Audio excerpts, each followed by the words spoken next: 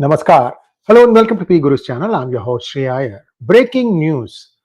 According to several reliable news sources, Biden will not be seeking re-election in 2024 and he will make the announcement as early as this Sunday. He's down with COVID right now while his vice president Kamala Harris continues to campaign. And by doing this, it is also expected that Biden will not endorse Kamala Harris, but instead he is going to ask for an open process at the Democratic convention that is expected to take place next month in Illinois, that is in Chicago. So, what does this mean? First of all, he has a war chest of close to $300 million, and it is expected that whoever becomes the person who's going to be running on the Democratic ticket, that person will inherit that and plus some more. So that part I think is pretty clear. The delegates are with Biden right now, and what he's probably going to do is say, let's have an open process. Whoever wants to contest for becoming the president, they can have their pitch. And this convention is going to be pretty interesting because it is expected that in addition to Kamala Harris, three more people are expected to be in the fray. The nominees are Kamala Harris, of course. Then there is going to be probably Gavin Newsom, and then there will be probably Gretchen Whitmer of Michigan, if I remember correctly, governor, and maybe one other candidate, a dark horse, if you will. It could be Michelle Obama, it could even be Hillary Clinton. Don't rule these two women out. They have been very close to the center of power. They are probably saying, now is my chance. Win or lose is a different matter. Now is my chance. Now, what's going to happen is there's going to be, between now and Sunday, there's going to be feverish polling to try and see who is going to be the person who is going to be having the upper hand. And many people will probably be lobbying now for the delegates. What's going to happen, the way I understand it, and there could be some tweaks here and there, is that there are the delegates. The delegates have been already chosen, and these people will be coming to the convention.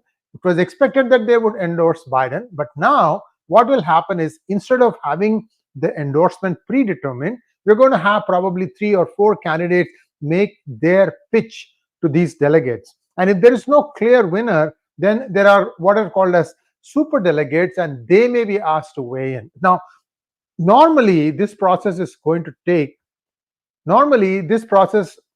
supposed to go this way. That is that the winner needs to poll 50% or more, and if there is like less than 50% and 1, 2, 3, 4, then the top 2 will probably jockey for who gets the total vote of above 50%. Now, this is just one method I'm saying. I'm not saying that this is what's going to take place. It is possible that if there is no clear winner with the delegates, that the super delegates also might be asked to pitch in, and then they might take a vote to see where the numbers lie. And if then it does not throw up a clear winner, then they may take the top 2 finishers and ask them to contest and have the voting done again. A lot of things are going to happen between now and the convention, and that's going to be next month. And you are going to see people make aggressive moves. I will not be surprised if, just like Trump, Kamala Harris also announces her possible running mate just to establish early momentum. It is not sure that she might get the nomination, because remember 2 weeks ago or 1 week ago, people were talking that Biden will step down and let Kamala Harris become the president for a few weeks and then let her run as the Democratic candidate. Now, we're also hearing that Biden will see through this term. He's not stepping down as of today. No, he's going to see through this term. Then what I can think of is some presidential pardons, especially to somebody whose first name is Hunter. That could happen. So that guy goes off scot-free, and who knows who else is going to escape. So these are all things in United States politics that you have to kind of close your nose, but you can't help avoid it. This is how it is. And nobody seems to ask Barack Obama how come he's in possession of a mansion in Martha's Vineyard today. How did he make that kind of money? So this is really where things stand right now, and I'm trying to see what other things are going on. One interesting poll that came today, this might have been the proverbial last straw on the camel's back. And that one poll was among women from black women of America. And Biden was polling 31% lower, and that probably said, okay, if the women of um, African American descent are not going to vote for him, who is going to vote for him? The men are already, split. So this, I think, has really cooked the goose, if you will. And they said, well, I think now the chances of Biden becoming president, even assuming that he's okay to run, I think this is going to be difficult. What is intriguing, though, is post assassination, why would anyone on the Democratic Party want to now run for president? Because it's almost a lost cause. How are you going to be able to rally the troops? How are you going to be able to convince the people that you have what it takes to run this country? After all, if you think of Kamala Harris as the most likely person to run for president from the Democratic Party, she has not exactly covered herself in glory. As a vice president, she was given some tasks and she has failed miserably. And Gavin Newsom, if you think of Gavin Newsom, okay, he has been a two-term governor in California, but the last thing he did, separating the children from their parents, if he knew this was going to happen, perhaps he would have not signed that bill. Because what's now happening is Elon Musk has said that he is moving SpaceX from California to Texas, and he's also moving X, which is Twitter, from San Francisco to Texas. So everything is gone from here. I don't know what California is going to be left with. Clearly, this person has ruined it for Californians and also for the Democrats. So I don't know if Gavin Newsom will throw his hat in, but then Nancy Pelosi may have some kind of a wish that someone with her, whom she can probably control from the back, be the next president. So who knows? He might still throw the hat in the ring just to stay in the people's consciousness, so that in case he mulls a run in 2028, at least he can say, hey, ran and lost, or performed creditably, or whatever, acquitted himself well, whatever you want to call. So all these things is possible. The other people, like for example, Hillary Clinton has administrative experience, but will the party want her? That's the question. But this is the fastest way to running for president without having to go through the primaries. That would be a godsend. So she's going to try her level best to try and sneak her candidacy in, and so will Michelle Obama, because they'll say, oh, wait a minute, a black American woman president, a first in the history of the United States. Come on now, let's get behind Michelle Obama. That's a possibility. I'm not ruling that out. So there are four people that I can think of, right? Kamala Harris, maybe five. Kamala Harris, what's his name? Gavin Newsom, Gretchen Whitmer. This is the new one. I've been always saying Michelle Obama and Hillary Clinton.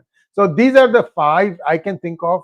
There are some other outside candidates, but I don't think they'll do that. They need to really be with at least 20% now. And I think Kamala Harris, in my opinion, has 20% of the delegate vote, I think, because California will go with her. So that would be a good chunk of delegates. So I think Kamala Harris is in a good position. So will Hillary Clinton be, because I think she'll be able to get or count on the New York delegates vote. So a lot of horse trading, a lot of promising, and a lot of heartburn as this thing heads towards a photo finish on the Democratic side. I don't have any questions, or just there's only one question here. I'm going to answer that, and then we'll wind up this show.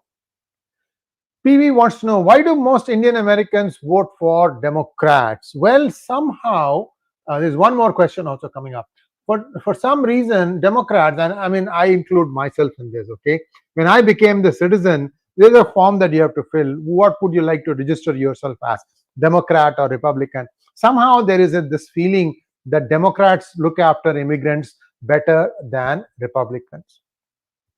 I don't know, because I have moved with both sides and they're equally good, and there are equally bad elements also. So you can't really say that one is better than the other. However, today's environment, today's atmosphere, the way the Biden administration has really messed up the country, I think it's a good probability. Even without the assassination attempt, there was a good chance that Trump would have become president. But now I think the chances go up. The good thing is that maybe, I mean, this doesn't make much of a difference, but still you can say, okay, well, a feeling of pride that whether it is a Democrat or a Republican, there's going to be someone with an Indian American origin in the mix of things. So that's a good thing, I think. And at least they'll look at the things concerning India with a certain bit of sensitivity about the culture and the way India works with them and things like that. So let's hope for the best. Next question. Manov-san wants to know, sir, Harmeet Dhillon praying at RNC, and of course she was immediately attacked for demon worship. Khalistani, like her, spends all her time attacking India. Should I feel sympathy for her on this? You know, Manov-san, this is the problem that Sikhs have. I'm not talking about Khalistanis. Khalistanis deserve what they are getting to them because they have been propped up by somebody, and the Khalistan seekers are going to get nothing. Anyway, so that's a separate set. Harmeet Dhillon, then there's the other guy, I'm not remembering his name, he's on the Shergill, Jimmy Shergill, if I remember, not Jimmy Shergill, some other, Amar Shergill on the Democratic side. These are all people in California who are not afraid to throw their weight about, because supposedly they have the Khalistani money which they throw around and try to get their word through. For example, Amar Shergill was very much present when the state senator Aisha Wahab presented the SB 403 resolution. So he was one of the most vociferous supporters of this. I mean, you go back and look at Shergill's background. I don't know if the last name Shergill means they are of the Jat community. I don't know. But what I do want to tell all of us is, when the United Kingdom passed their caste law, they said that was done on the basis of 32 complaints where a certain owner, presumably of a higher caste, used derogatory language to address somebody of a lower caste. Out of the 32, 29 were Jats. So I really don't know what Mr. Shergill belongs to. So this is, look, Harmeet is trying to do something. I don't think she's very popular in the Republican Party, but she's a very successful lawyer, I'm told. And, that comes with its own share of pluses and minuses. She hopes to run something. I don't think any of the Indian American candidates have that broadness to run for, like, for example, the governor of California. It takes a little bit more work. You have to be more inclusive. Harmeet would not get my vote for sure, even if I decide to vote Republican. I'm an independent right now. And even if I decide to vote for Republican, I might not, because I see that somewhere their moral compass is not right. That's how I look at it. So let's wait and see how this plays out. So that's all I have for you guys. And thanks so much for joining. There were many people who joined, and I just did it on a whim. They said, this is important, I need to share with everybody. Those of you who have not been watching television, again, this has only been out in one TV channel, and it's buzzing around in social media. A lot of people are talking about it, and I'd like to all of you to buy these Khadi Gramodyog Bhandar Khadi shirts, like the one I'm wearing, and you can see the symbol of the chakra, not chakra, sorry, charka, on the pocket. And this is a very beautiful piece of tunic, not tunic, kurta, half sleeves, and it's very, very comfortable. And if you go, they are not very expensive at all, and I'd love for all of you to wear these things. These are all something where these are cottage industries of India. We can support them by buying these clothes. Thanks for watching. Please like, share, and subscribe to our channel. Don't forget to click on the bell button for notifications. Namaskar.